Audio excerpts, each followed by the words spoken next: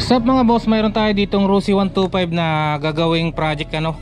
So ang balak natin dito mga boss ay gawin siyang 200cc. So paano nga bang gawing 200cc yung ating Rusi 125 mga boss ano.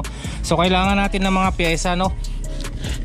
Ayan mga boss, nakabilin tayo ng nabilin natin yung ibang pyesa mga boss ano, pero mayroon pang kulang.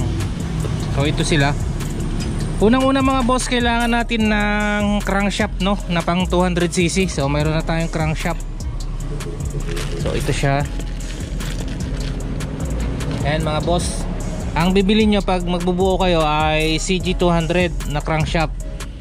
So ano nga ba yung pagkakaiba ng CG200 sa crankshaft ng 125 mga boss? So ang CG200 kasi mga boss, mahaba yung kanyang stroke. Yan, makikita nyo dito mga boss, mahaba yung stroke na ito, kaya kailangan nyong bumili ng crankshaft. So kapag kinabit nyo lang basta yung block dito sa 125 mga boss, sigurado lalabas yung piston nya. So meron din tayong block mga boss na pang CG200 lang din no. So ito siya mga boss, lalabas ko lang. Okay mga boss, ito siya. Ito makikita natin 196 cm. So bali ano to mga boss, 63.5 mm.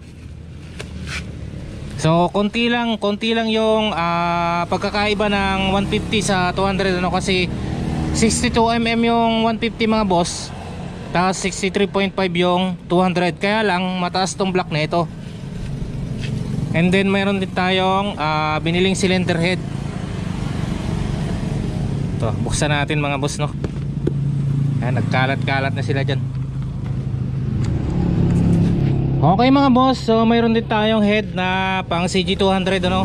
So kailangan pang CG200 din yung head natin para bumagay no. Yan, so malalaki butas nito, tapos ayan, big valve mga boss. So ayun na nga, mayroon na tayong tatlong pyesa no, yung crank, block, saka head.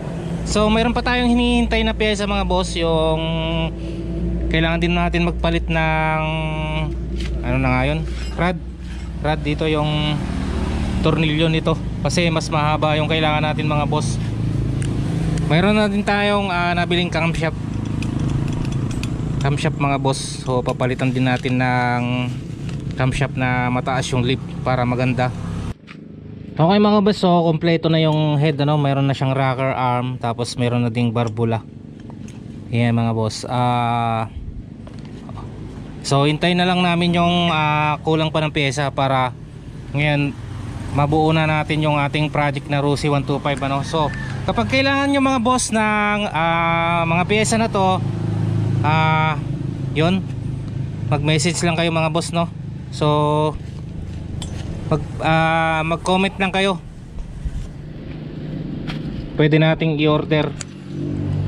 Okay mga boss, kapag kailangan nyo ng mga pyesa na to, puntahan nyo lang yung aming shop, Mark Moto po, dito sa Barangay Florida, malapit sa CPD gas station sa Barangay Florida ano, bago magdimamputso ano. So dito lang kayo mag-inquire ano mga boss.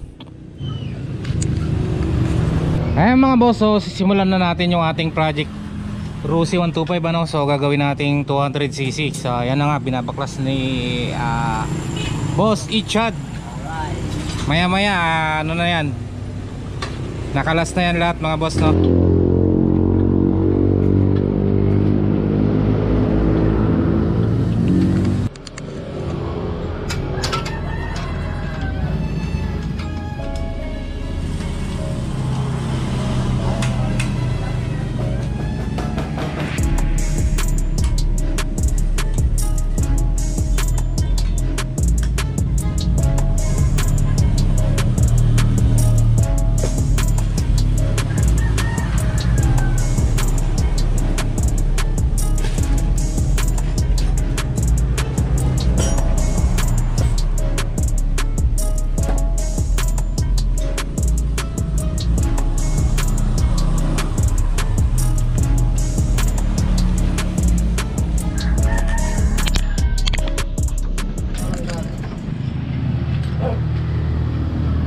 Nakalas-kalas na natin mga boss yung makina ng ating Project Cruise, ano?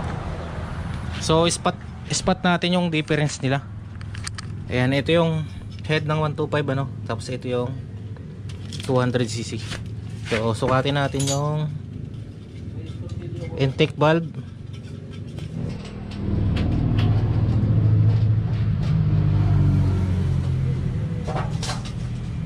Yan mga boss, 31mm yung intake ng 200, ano?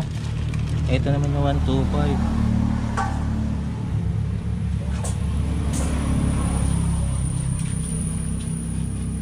27 lang mga boss yung 125 na.